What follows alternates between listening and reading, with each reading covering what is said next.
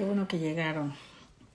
Ya saben, aquí nuestra cita entre las 7 y las 7:10 normalmente, ¿no? No es a las 7 exactas, porque, bueno, ya saben que a veces uno corre un poco, pero lo importante es que estamos aquí y les agradezco mucho que me acompañen porque el tema de hoy va a estar muy interesante y de pronto estaba yo pensando hace rato, ¿por qué me meto en estas cosas? Porque es algo que obviamente tiene una connotación fuerte. Bonita noche, Bender Bautista, gracias por venir. Tiene una connotación fuerte, ¿no? Cuando yo pongo ahí que vamos a hablar de cuestiones de personalidad, de rasgos, de carácter. Y hablo del carácter anal. Pues algunas personas están familiarizadas con este tipo de términos, otras no. Y muchas pues están como que han escuchado, pero no saben a qué se refiere esto. Entonces me pareció que era una cuestión interesante de platicarla. Obviamente, como siempre les digo, esto no es de ninguna manera una clase de psicoanálisis, ni pretende serlo de lejos, sino simplemente un espacio de información. Hola Kat, buenas noches. Qué gusto verte por aquí en vivo. Hola Rebe.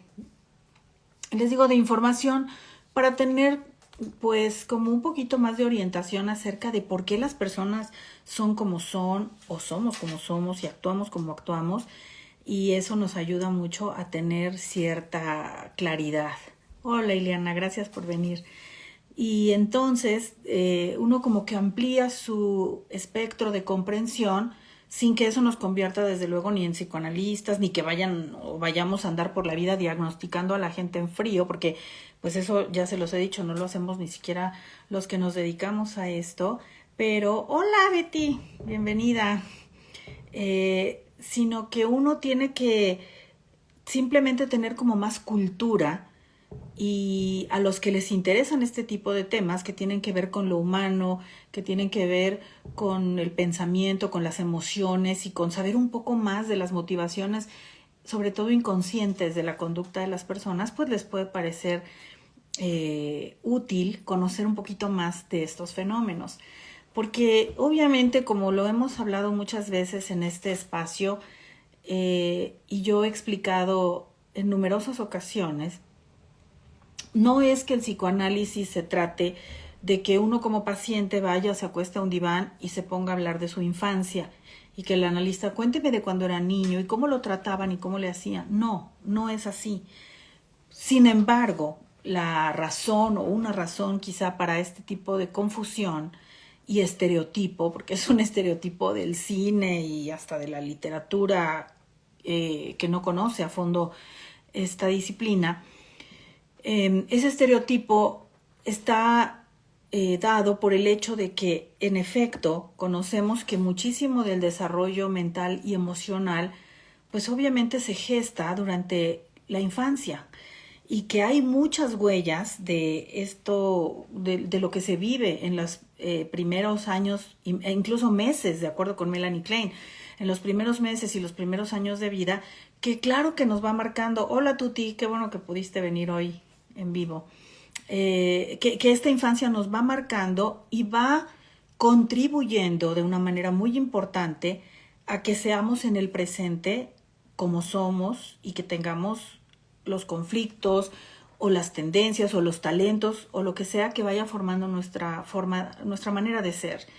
Entonces, no es que uno le diga a una persona que me cuente cómo la trataron de chiquito para que yo sepa cómo eso le pudo haber afectado y hoy ser quien es. No, es al revés. Por lo regular en el psicoanálisis, cuando un paciente viene y nos habla de lo que sea, de hoy nos habla, por ejemplo, de su jefe y nos dice que su jefe a veces no aprecia su trabajo y que él, este paciente, se siente decepcionado y se siente poco valorado porque el jefe, en cambio, le hace más caso a los otros colegas, a sus compañeros, y a él no le da tanto reconocimiento y entonces él se siente frustrado. Ahí nosotros, los psicoanalistas, podemos comenzar a pensar de manera muy inicial en una posible situación edípica de celos y rivalidad que esta persona tal vez traiga de tiempo atrás, sin que necesariamente quiera decir que sí, su mamá fue así, que sí le dio preferencia a los hermanos y a ella no. No, esto no es así de simple. Ah, claro, te encelas de tus colegas porque también de chiquito sentiste que no te hacían caso. No, no necesariamente, sino simple y sencillamente que la persona tiene dentro de su mente este mundo del que les he hablado muchas veces, este mundo interno en el que los personajes de su vida actúan dentro de su mente, para su entender, de una manera injusta, de una manera donde hay preferencias y que a ellos les despierta una clase de celos infantiles, pero que no necesariamente tienen que ver con la historia de su infancia que el paciente nos quiera o no contar. No sé si soy clara en esta parte, me gustaría que me digan si quedó claro. Entonces, ¿por qué hablamos de aspectos infantiles, pero no estamos hablando de la infancia real necesariamente del paciente, de que el paciente nos cuente, oye, ¿y cómo era su mamá y cómo lo trata? No es eso, sino es cómo se mueven los personajes de la vida de la persona en ese mundo interno que tiende a presentar muchos aspectos infantiles que se han quedado ahí, haya sucedido lo que haya sucedido en la propia vida. Etapas del desarrollo humano, me dice Wendell Bautista. Sí, digamos que sí, pero mi comentario concreto es, ¿por qué la gente siempre dice que en el psicoanálisis les vamos a preguntar de su infancia? Porque hablamos mucho de fijaciones y conflictos de tipo infantil, pero que están dentro de la mente, no necesariamente en la historia de la persona. ¿Me explico? Sino en la mente, en su propio...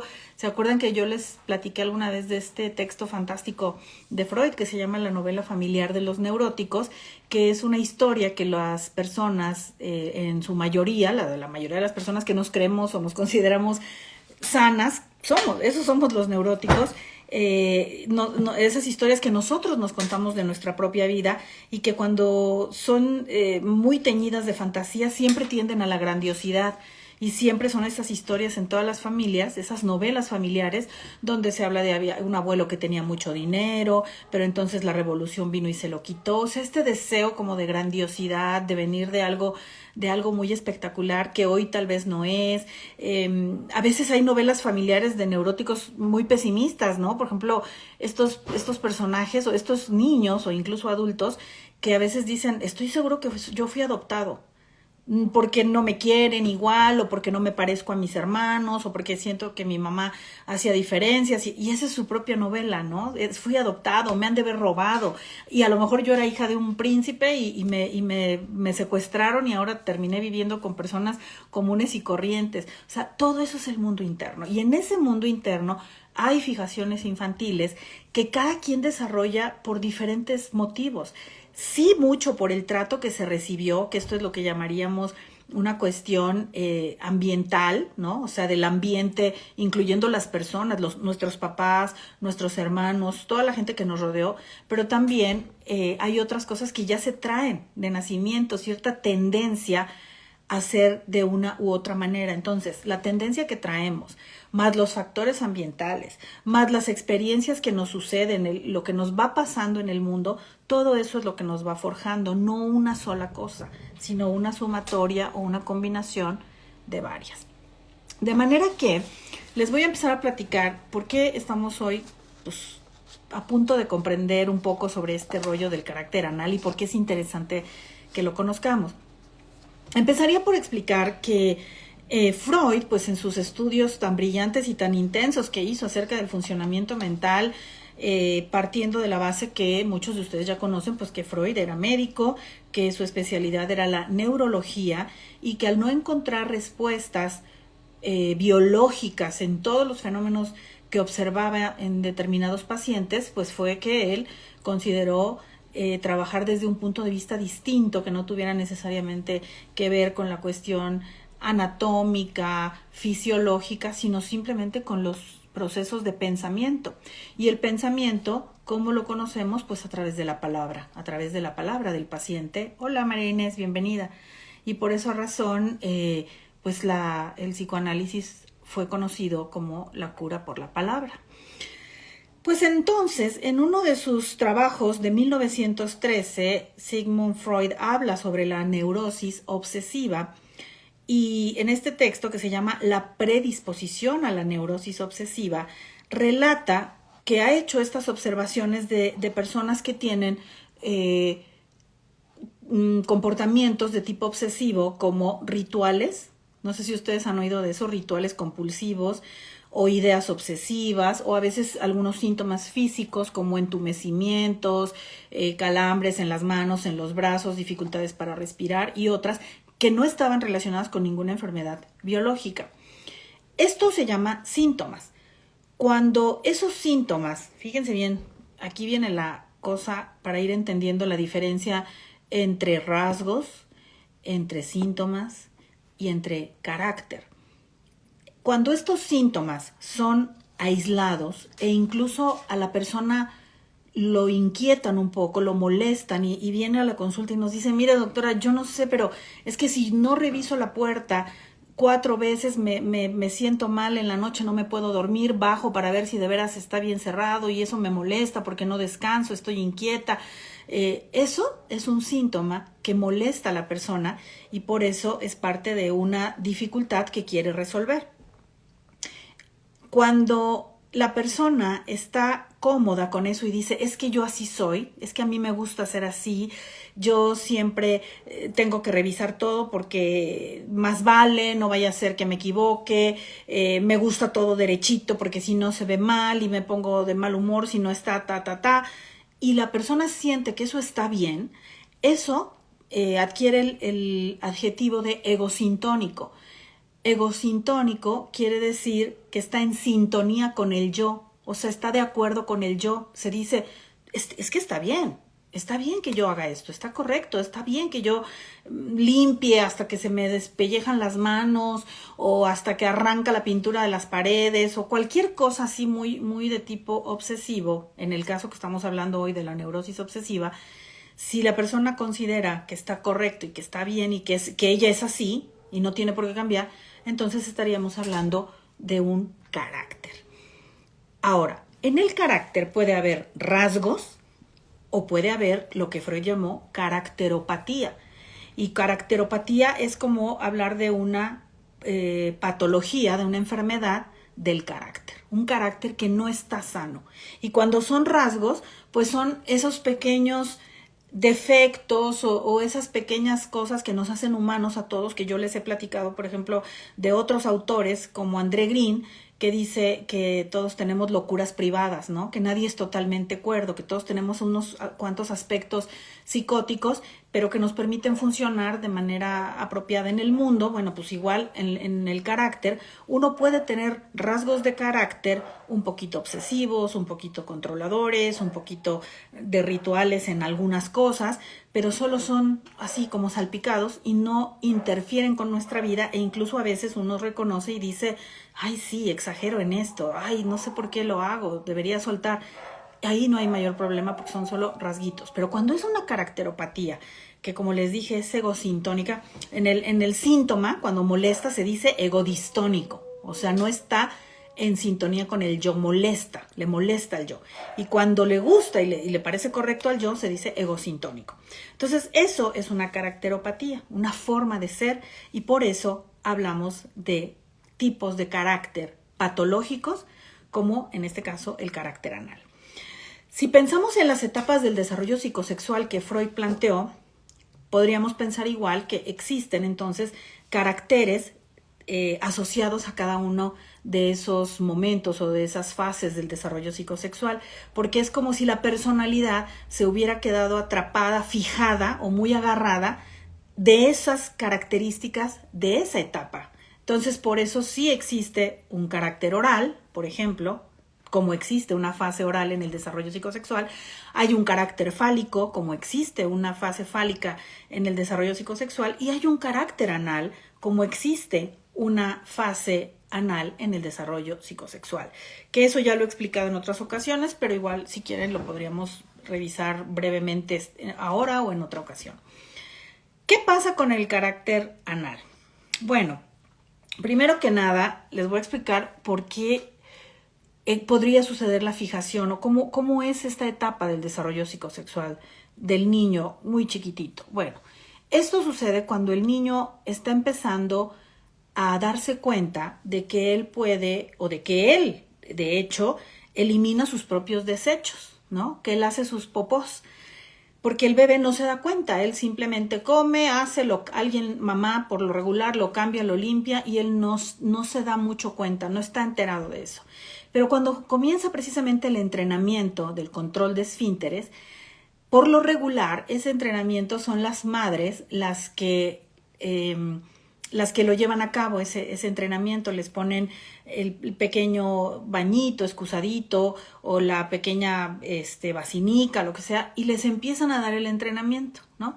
Entonces, imagínense para un niño, aquí sí es todo inocencia, todo, para él lo mismo es una mano que un pie, o sea, de divertido, de limpio, por eso se meten cualquier cosa a la boca, porque todavía no tienen estos diques que llegarán en el futuro con la madurez, como el asco, como la repulsión y el rechazo a ciertas cosas. Ellos, muchas cosas, pues les dan lo mismo. Ahora imagínense darse cuenta que de su propio cuerpo ellos pueden producir unas cositas que además a esa edad son chiquitas, ¿no? Sus caquitas, y les parece fascinante, o sea, las ven caer, sobre todo cuando es este tipo de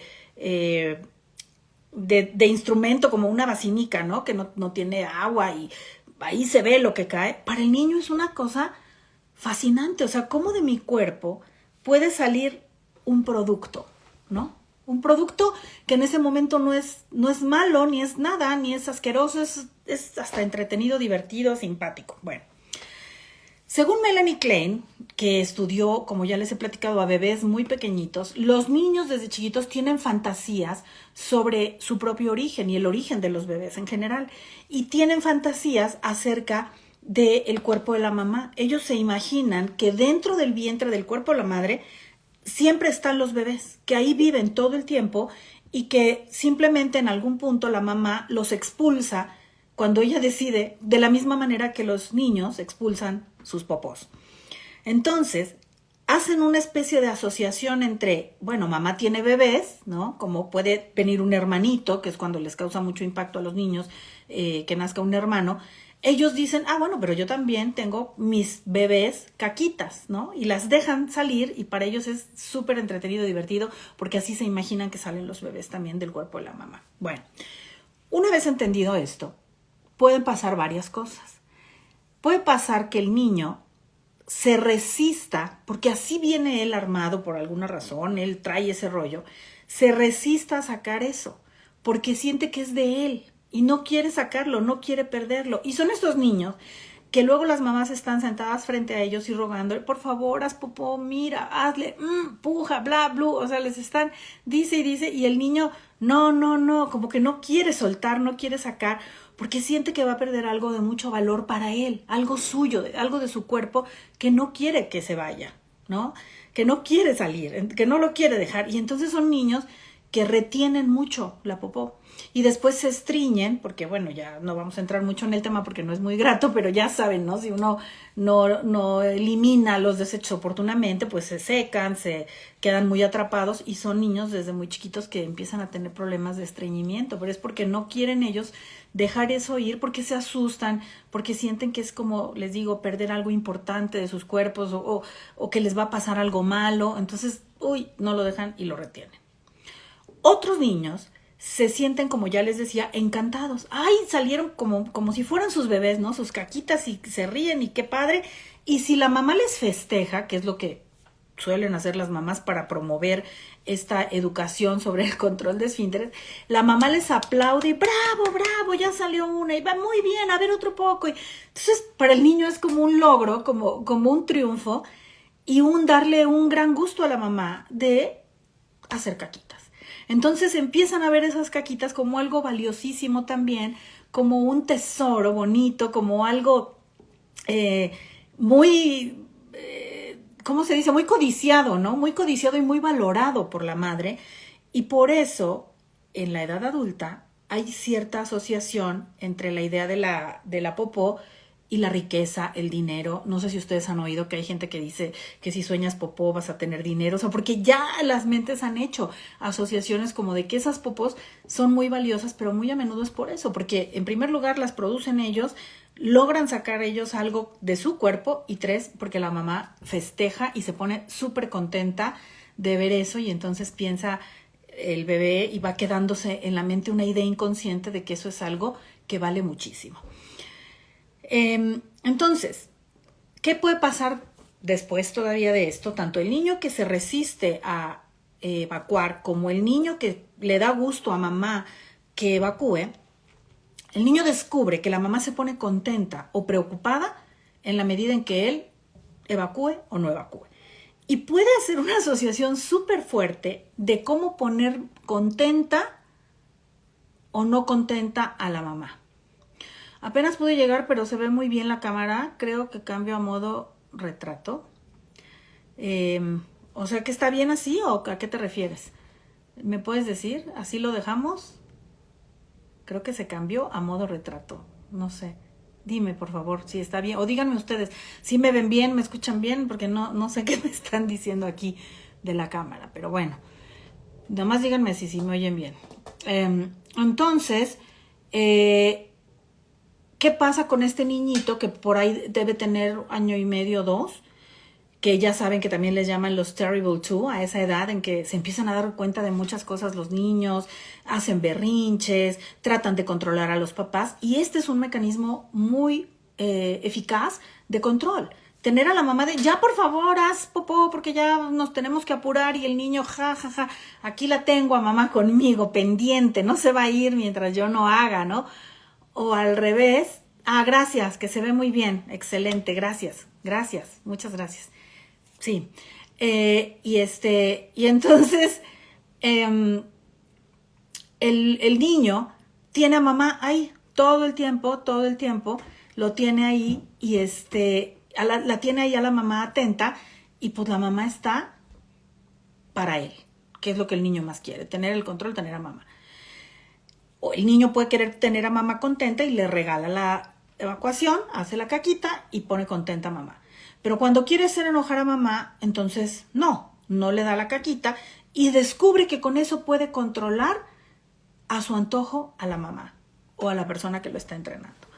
Esa sería una explicación muy superficial, muy parcial, muy primitiva, por eso les digo, muy así nomás por encimita, de cómo es posible que se llegue a dar esta predisposición a la neurosis obsesiva o a este carácter anal, como medio de control, como medio de satisfacción, como medio de sentir que se produce algo importante, que a alguien le gusta mucho, algo de riqueza, o bien el deseo de que es tan valioso y tan importante que no se quiere soltar, se quiere retener y que no se vaya. Eso sería el principio, digamos, de este tipo de carácter anal. Lo estudió también, bueno, mucha gente, les digo, lo estudia desde otra óptica Klein, lo estudia, por supuesto, Freud, lo estudia Abraham, y cuando ya se establece el carácter como tal, ¿cómo es eso? ¿Cómo es el carácter anal? Fíjense, las personas con cualquier tipo de caracteropatía van a tener cosas buenas y cosas no tan buenas con ese carácter. Entre las cosas no tan buenas del carácter anal se encuentra que pueden ser personas rebeldes, pueden ser oposicionistas, o sea, uno les dice blanco y ellos dicen negro. ¿Por qué? Por lo que les acabo de explicar, el control. Haz popó, pues ahora no hago. Sí se fijan. Y además, esos oposicionistas, cuando son chiquitos, también son de no hago. Lo levanta la mamá de la nica, camina 4 pasos y entonces hace, ¿no? Va y hace afuera. O sea, como diciendo, va a ser cuando yo quiera, no cuando tú digas y no donde tú digas. Hola, Karencita, qué bueno que llegaste. Gracias, Kat, por comentarme. Gracias, sonríe Ana, por decirme que está todo bien. Les agradezco mucho.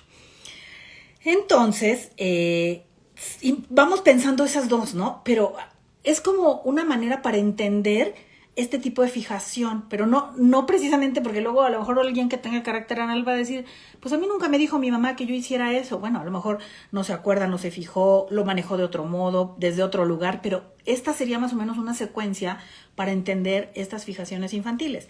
Entonces, bueno, por eso les decía, rebelde, oposicionista, porque sería el niñito que no va a hacer popó cuando le digan ni donde le digan, sino cuando él quiera y donde él quiera. Y si es de preferencia en el suelo, para causar mucho revuelo, para causar mucho impacto, ¿no? ¡Ay, esa papaya! Y llamar la atención, eso es lo que va a hacer. A veces estas personas de carácter anal son de moral muy rígida, son muy estrictos en sus rituales, en sus horarios. Hola Javier, qué bueno que llegas. A ver qué nos quieres comentar ahorita, ¿eh? Bueno, quien quiera, por supuesto. Son personas muy estrictas, les digo, muy rígidas, tienen que comer a determinada hora, si no ya no, tienen que dormir de cierto lado, si no ya no, tienen que poner las cosas de cierta manera, si no, no funciona, pero aparte la moral, la cuestión moral es muy rígida desde el punto de vista que ellos tengan, o sea, ellos pueden decir, por ejemplo, si tienen ciertas creencias, les cuesta mucho trabajo abrirse a otras creencias, por ejemplo, en temas de política o en temas de religión, es gente súper cuadrada, que no escucha lo bueno, lo malo, lo regular de los demás o de lo propio, sino que es así y punto, y no hay más, ¿no? Fíjense que ahorita me acordé de una experiencia de una persona que me parece que probablemente andaba en este tipo de carácter, y fue que en una oportunidad compartimos, nos tocó estar en un viaje juntas, y bueno, con mucha gente, y de pronto llegamos en algunas ciudades pequeñas y grandes, en todas las ciudades en Grecia, pero hay unos monasterios en las montañas que son muy bonitos, muy interesantes de conocer, como en todas las iglesias ya ven que son pues de las grandes obras arquitectónicas de la humanidad, porque casi siempre que se coloniza un lugar o que llega la gente a vivir a un lugar, o por lo menos así sucedía, ha sucedido a través de la historia, siempre construyen un templo, ¿no? Quienes sean, por ejemplo, aquí en México, pues sabemos que los monjes dominicos y los padres dominicos construyeron muchísimas iglesias en Oaxaca, en Morelos, en Puebla, en muchos estados tienen una arquitectura similar, porque es de lo que se hace y es parte de lo que hoy forma la cultura y es lo que se admira en la arquitectura cuando uno conoce una ciudad, más allá de las creencias que tenga o no. Bueno, pues acá en Grecia, la religión más extendida pues es la religión cristiana ortodoxa, y tienen unas iglesias pues muy bonitas con estas, a ver Iliana, ayúdame tú que sabes y dominas, son como figuras como bizantinas, ¿no? Por ejemplo, las imágenes que tienen allí de la Virgen María, de Jesús, del Niño Dios, todos son muy peculiares, muy iguales, y me parece que son como un estilo bizantino, y si no, corríjanme, pero me parece que sí, y entonces uno entra y ve eso. Pero cuando yo fui con estas personas, y una de ellas dijo, no, yo no voy a entrar, y dijo, ¿pero por qué? Pero para esto la guía dijo, justo ahora están haciendo unos cantos ahí, y hay una bendición, entonces yo les invito a que entren con respeto, sí se pueden tomar fotografías, porque no pueden evitarlo, pero lo único que se pide es que si las mujeres vienen con pantalón, por favor se pongan una falda, que había faldas ahí, como en las mezquitas a veces también, que para que no entre descalza la gente puede haber alguna clase de pantuflas o algo, o simplemente le dicen a uno que se quite los zapatos, porque son sus reglas. Bueno, acá era, si eres mujer y llevas pantalón, por favor ponte una falda, que ahí hay muchas. Y eran como unos pareos, ¿no? Que pues, no tienen nada y te lo ponías arriba de tu mismo pantalón, no te ibas a ensuciar, no te ibas a nada. Y entonces uno, ok, ¿no? Está bien. Y entonces esta persona, mujer, dijo, no, yo no. Y yo le dije, es por la falda, ¿no te quieres poner la falda? Y dijo, no, es que yo soy católica apostólica romana y no puedo entrar a esa iglesia. Y yo, pero pues que la vamos a ver como monumento histórico, nada más. Sí, no, pero no va con mis convicciones. Entonces ella va a ir a otro país, va a ir a, no sé, va a ir a Medio Oriente, o va a ir a la India, o va a ir a donde sea, y no va a entrar a conocer un templo budista o sintoísta, ni nada, porque dice, porque su religión es otra. Eso es una rigidez, pienso yo, porque solamente por entrar a ver y conocer no te estás comprometiendo a cambiar o a creer distinto. Además de que curiosamente, pues no sé si ustedes sepan, pero la Iglesia Ortodoxa griega respeta y considera al Papa de Roma como autoridad también, ¿no? Ay, hola Gerardo Murguía, hace un tiempo que no te veía, qué bueno que estás por aquí, bienvenido. Que no te veía aquí, porque te vi en otro lado el otro día que nos saludamos, ¿verdad? Sandra, qué bueno que no te has dormido, súper que estés acá, mi tanatóloga querida. Entonces, pues es un poco muy exagerado eso de no entrar a un templo griego porque eres católico romano, ¿no? Eso es un aspecto de un carácter anal también. En la parte buena, los de carácter anal o los de rasgos anales, dependiendo, ya les dije, de la intensidad de la sintomatología, son personas muy organizadas, generalmente muy administradas. Algunos dirían que pueden ser un poco fijados, avaros, cuentachiles, como dicen popularmente, porque sí tienen muy al día el asunto del dinero. Pero dentro de esto, la dificultad que tiene el carácter anal es que con mucha facilidad se puede ir a un extremo o al otro. ¿Por qué? Porque así como pueden ser muy organizados, administrados, obsesivos, como les digo, muy de rituales, tiene que ser así, todo derecho y todo, también pueden tener sus secretitos anales. Y esa misma gente que es tan organizada en muchas cosas, que tiene todo el dinero bien registrado, cuánto, dónde, cómo y qué gasta y qué entra, qué sale, pueden tener, por ejemplo, un cajón lleno de tornillos sin usar, lleno de lápices sin punta, lleno de papeles hechos bola, lleno de recibos de hace años, y no quiere que se lo toquen, tiene que estar ahí, tiene que estar ahí. Entonces, en medio de su control, también tienen su cochinerillo.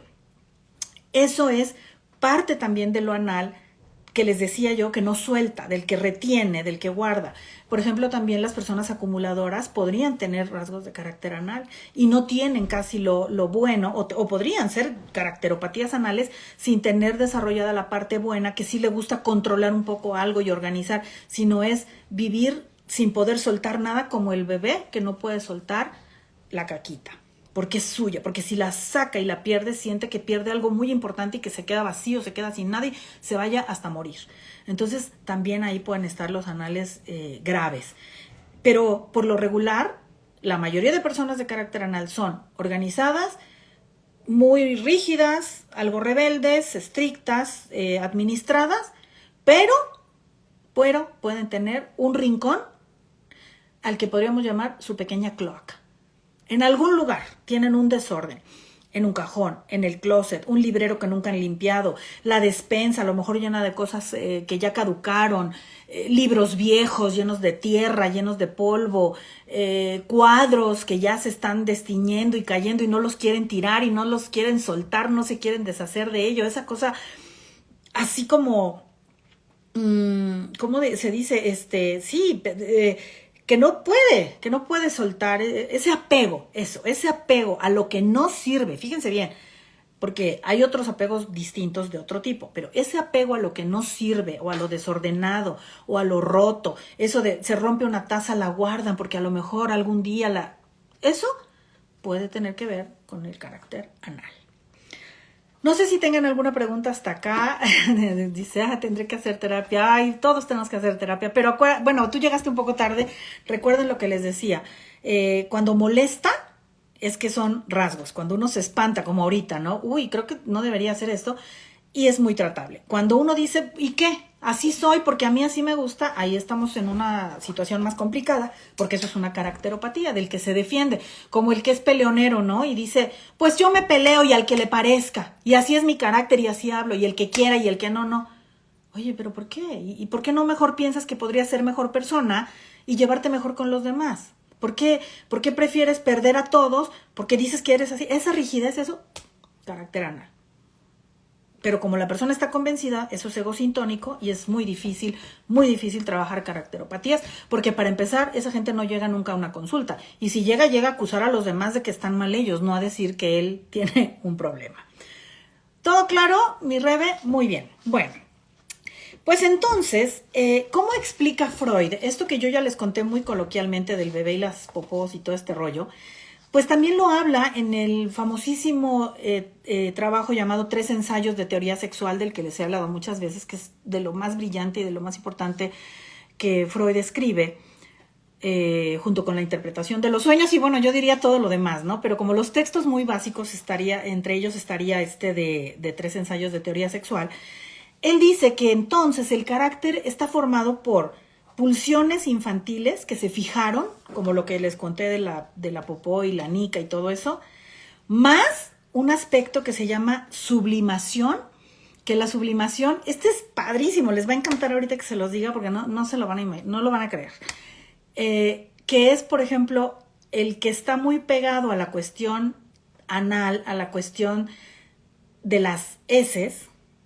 Por ejemplo, el niño, ¿no? Que le gusta agarrarlas y jugarlas como si fuera plastilina y la mamá, no toques eso, es horrible, qué asqueroso y bla. Entonces el niño va aprendiendo que eso no es padre, que eso no es bueno porque es sucio, porque son desechos. Deja de hacer eso, pero entonces le dan en el kinder, o la propia mamá le da plastilina, o le da Play-Doh, o le da algo que es igual o muy parecido en textura y en sensación a la popó. Y el que se acomoda mucho a eso y le gusta mucho eso, podría, no digo que siempre es así, por eso les digo, todo esto son hipótesis. Para saber eso hay que tener al paciente en la consulta y entonces hacer toda una observación clínica para llegar a conclusiones un poco más precisas. Pero esto es generalidades de cómo puede ser, ¿no?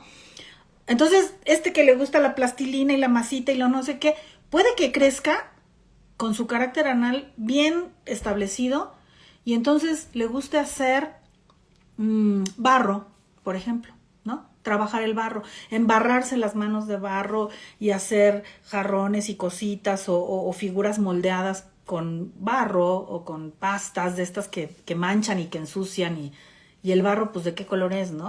Por naturaleza, piénsenlo. Y ahí podría estar el carácter anal. Puede haber otra cosa que se llama formación reactiva. Para no tenerle tanto apego a las heces y a lo sucio, se hace algo bonito con eso. Entonces, con ese barro se hace un jarrón precioso que después se pinta de colores, se le quita el color caca, porque entonces se pinta de rojo, se pinta de verde, no se deja natural porque está más del lado del color de la caquita y ya. Entonces ya se sublimó y cambió. Y formación reactiva sería cuando, aún con carácter anal o no, una persona rechace de manera muy intensa todo lo que parezca caca, ¿no? Puede ser un rasgo de carácter anal, no un carácter anal completo, pero un rasgo de carácter anal que se manifiesta en una repulsión exagerada, casi inquietante, fóbica, a tocar, por ejemplo, el barro, la masa de las galletas. Hay gente a la que le dice, o del pan, esto se tiene que amasar con la mano porque si no, no sale, no es con varillas, no es con otra cosa, hay que meter las manos. Hay gente que qué asco, no puede meter las manos a la masa, o no puede tocar la plastilina, o no puede tocar el barro, barro que está medio líquido y se va secando y eso, porque es una formación reactiva, como ay no, me alejo de la caca, ya no quiero saber. No sé si queda claro también eso, es muy curioso y muy, muy simpático. Así que el carácter, según Freud, en términos muy generales, pues está formado por esto que les acabo de decir: pulsiones infantiles fijadas, la sublimación, o sea, como uno convierte lo no tan bonito en más bonito, y las formaciones reactivas, que serían lo opuesto, ¿no? Yo no toco eso, entonces, yo no lo agarro, guácala, qué asco, no, qué horrible, no puedo con eso. Hola, AMG Abo y Erika Enríquez, hola, ¿cómo estás? ¿Qué más? Bueno, pues resulta que en esto del carácter anal, muchas veces la gente se da cuenta, por ejemplo, también dicen, ¿no?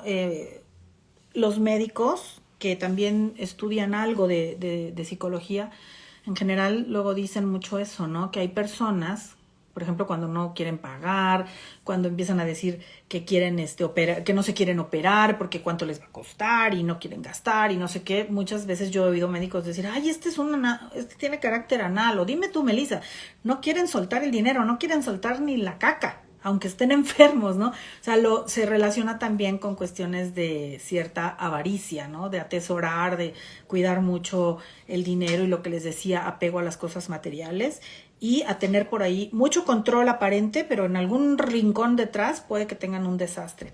También eso es anal. Y resulta que esta cuestión de lo anal no nada más está puesta en todo este asunto del carácter, sino que también hay otra teoría de la que me gustaría hablarles brevemente ya para cerrar, que es una teoría que se inspira en los trabajos de Melanie Klein sobre la curiosidad del niño por el cuerpo de la madre, que hace un momento les dije que el niño se imagina, y por eso los niños preguntan, y hoy que se les dice más abiertamente, ¿no? Tú creciste en mi pancita y de aquí saliste, más todavía el niño tiene esta imaginación tremenda de pensar que ya los bebés en la panza de mamá de algún modo ya están hechos y ahí los trae y que en cualquier momento los puede sacar, y por eso en sus angustias edípicas y sus celos y sus rivalidades siempre tienen miedo, ¿no? Que en cualquier momento a mamá se le vaya a ocurrir echar un bebé que lo venga a desplazar a él. Pero además se imaginan más, ¿y qué más habrá? O sea, para ellos el cuerpo de la mamá genera mucha curiosidad. Algunos niños que fueron amamantados a edad un poco mayor, que todavía saben que la mamá tiene un pecho capaz de dar leche y dar este alimento para ellos, pues imagínense, mamá es como una gran, ¿qué será? Una gran tienda, un gran supermercado, un gran mall donde hay bebés, pero también hay comida, pero también hay un latido del corazón que me calma, pero también, no, pero adentro, ¿qué habrá adentro para que mamá sea todo eso? Y generan fantasías sobre el cuerpo de la madre y lo que debe haber ahí adentro. Entonces esto es un poco complicado de entender, no se los voy a explicar tan a fondo porque de veras que esto hasta los psicoanalistas nos cuesta muchísimo trabajo entenderlo cuando estamos estudiando. De hecho, a veces leemos y leemos a este autor, Donald Meltzer, y no entendemos nada hasta un año después. Pero más o menos les voy a decir, imagínense que, que el niño tiene entonces estas imágenes del cuerpo de la mamá y se imagina que en cada uno de sus lugares del cuerpo de la mamá hay cosas distintas o espacios distintos, porque el cuerpo de la mamá es un gran mundo lleno de cosas donde pueden pasar otras cosas. Entonces, eso implica que dentro de ese cuerpo de la madre hay como departamentos. Hay un departamento que sería del pecho a la cabeza y Meltzer le llama así, el espacio pecho-cabeza, o sea, lo de arriba. Y así muy fácil les digo, no, porque esto no es una clase de psicoanálisis, nomás es como para explicarles ahorita a dónde quiero llegar con lo de lo anal. Imagínense que de pecho a cabeza pues es donde está el alimento del pecho de la madre y donde está el pensamiento, todo lo que tiene que ver con la mente, con el hablar, o sea, todo lo que sucede aquí arriba, ese sería un departamento. Luego hay otro departamento que sería el departamento más hacia el aparato reproductor, que es donde ahí viven los bebés, se hacen los bebés, habitan los bebés que pueden salir y todo lo que tiene que ver con bebés. Y luego hay otro departamento que sería lo que se llama el claustro anal, precisamente.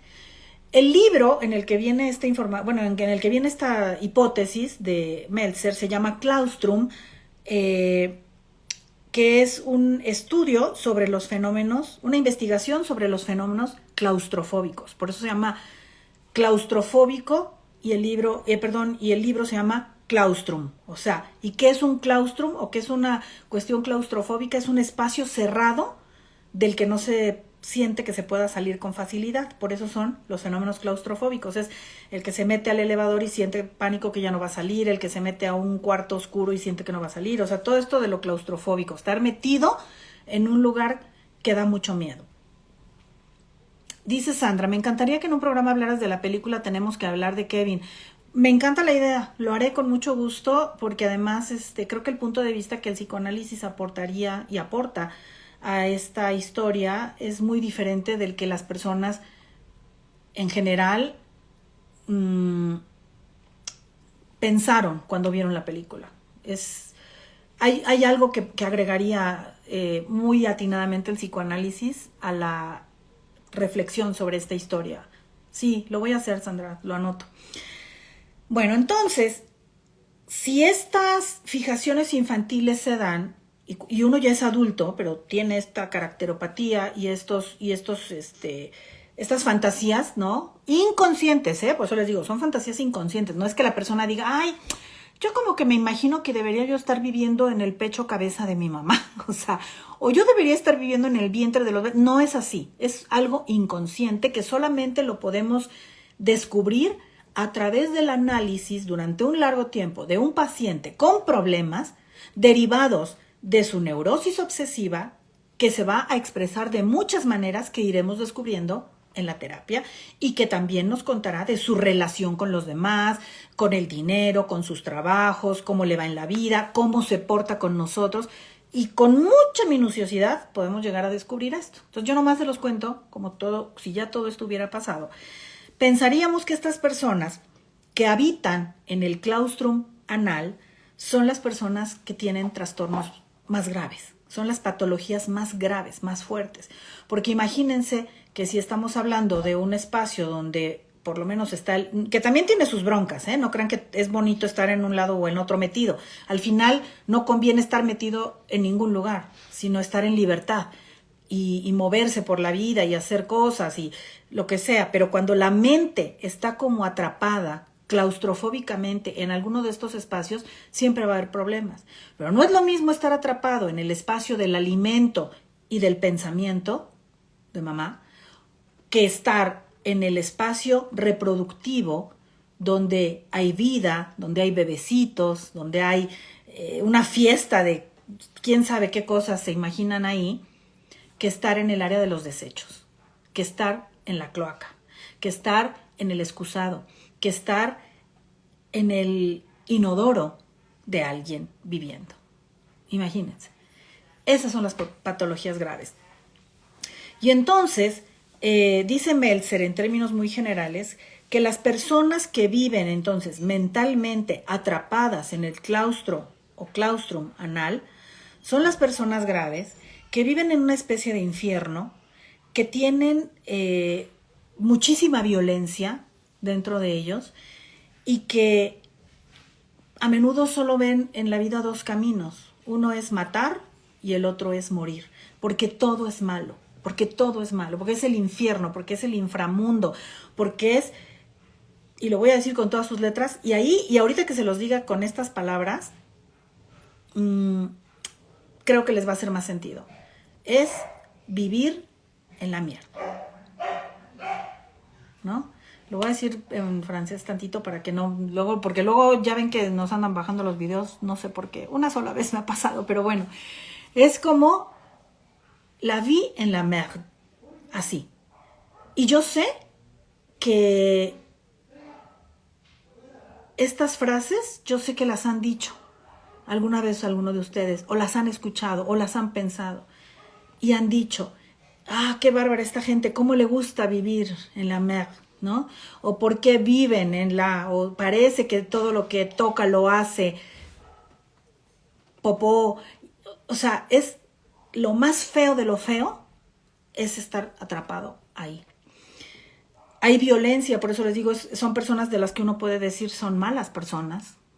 Pueden ser las personas corruptas, pueden ser las personas criminales, que viven todo el tiempo en eso, en violencia, en muerte, en venganza, en usurpación, en privar de libertad a otros para que estén igual que ellos atrapados en un claustrum obscuro, violento, negativo, sádico.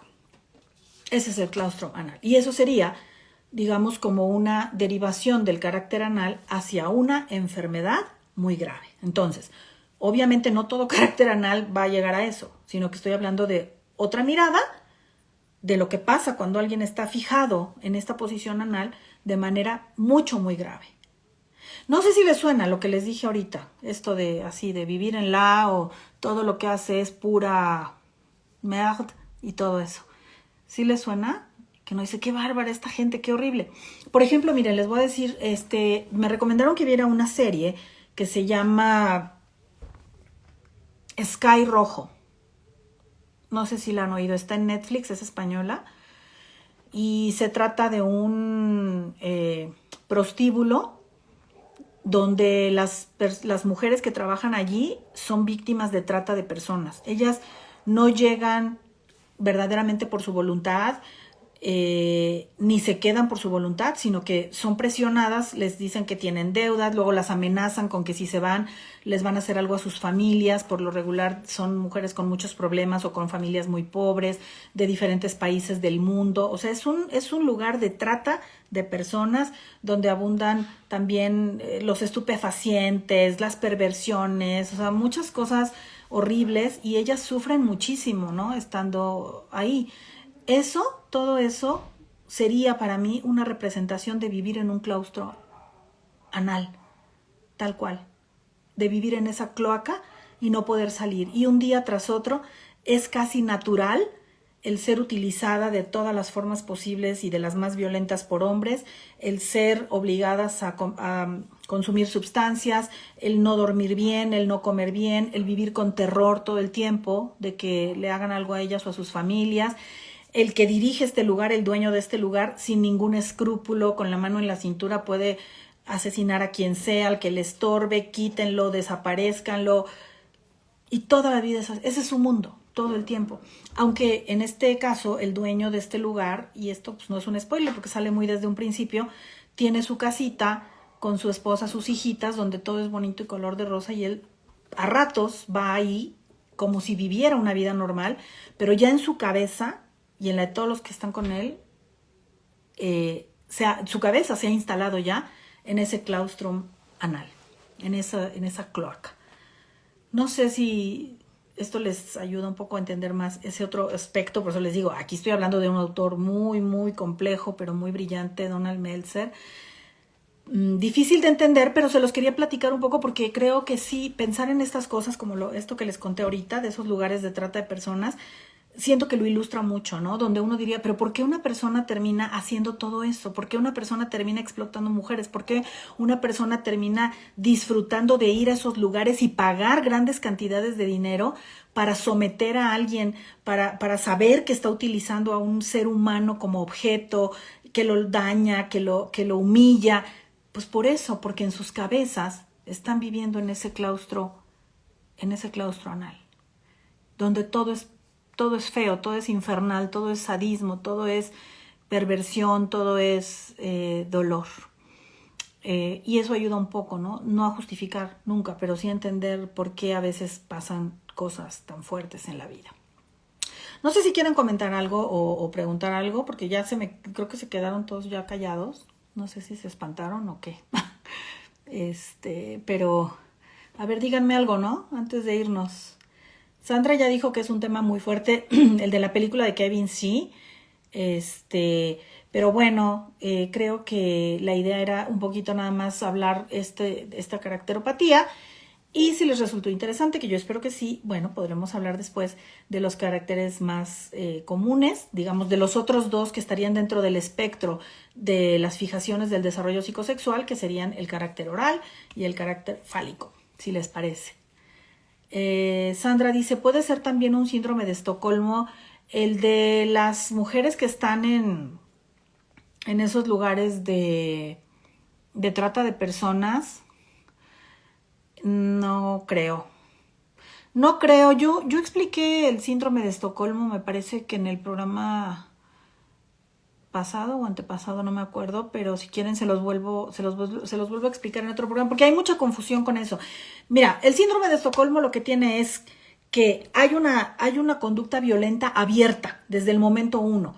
Es decir, hay personas, por ejemplo, en un banco y llega alguien a asaltar el banco y los toma todos como rehenes.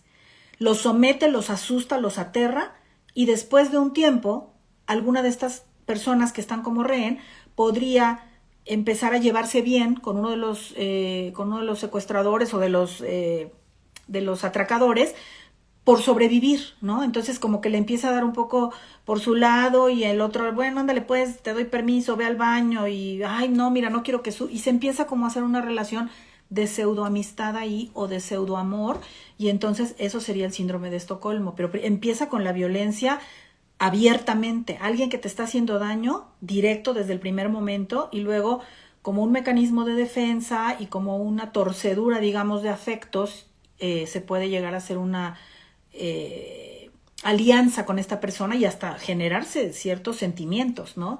Por la desesperación, eso pasa, te digo, en los secuestros o en los asaltos con rehenes, pero cuando una persona llega porque le dicen, ven, te vamos a dar dinero, vas a bailar en un lugar bien bonito, te vas a vestir padrísimo, le vamos a mandar euros a tu familia, entonces la persona va como buscando algo bueno y después descubre algo malo. Entonces, no sería como un síndrome de Estocolmo, es otra cosa, diferente. Primero es la idea de la ambición o la necesidad económica, el creer que se va a desarrollar algo padre, o como en el caso ya les conté muchas veces de Gloria Trevi, Sergio Andrade, de que van a ser estrellas, van a triunfar, van a ser famosas, van a ganar dinero. Esa es una promesa, una bonita promesa que después se derrumba, se desbarata, se convierte en una cruda realidad y lo que mantiene a la persona es el miedo.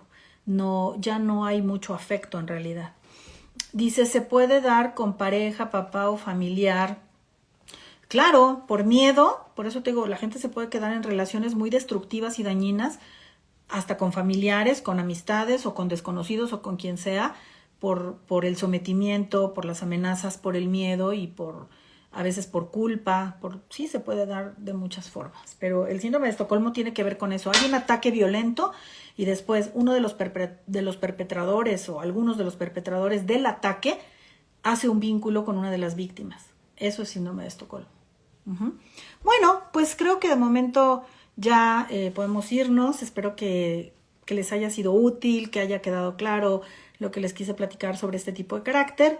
Y pues si les parece, nos vemos la próxima. Y vamos a seguir, no sé si la próxima semana continuaré hablando de las cuestiones de carácter, porque tengo una invitada que les quiere venir a platicar algo súper padre que les puede interesar. Pero no hay ningún problema, lo podemos hacer en una siguiente ocasión para explicarles el carácter oral y el carácter fálico, si les parece. Espero que les haya gustado, como siempre. Les repito, este es un espacio que pretende transmitir conocimiento, ciencia y cultura. Si les ha gustado, por favor, inviten a sus amigos, compartan el programa, mándenles la liga para que lo vean, platíquenles de eso, porque de lo que se trata es de aprender para crecer. Y entre más conocimiento tengamos, pues crecemos de una mejor forma y no nos quedamos atorados en ningún claustro ni en ninguna cloaca. Así es que gracias como siempre por su atención y su tiempo. Los veo la próxima. Bye.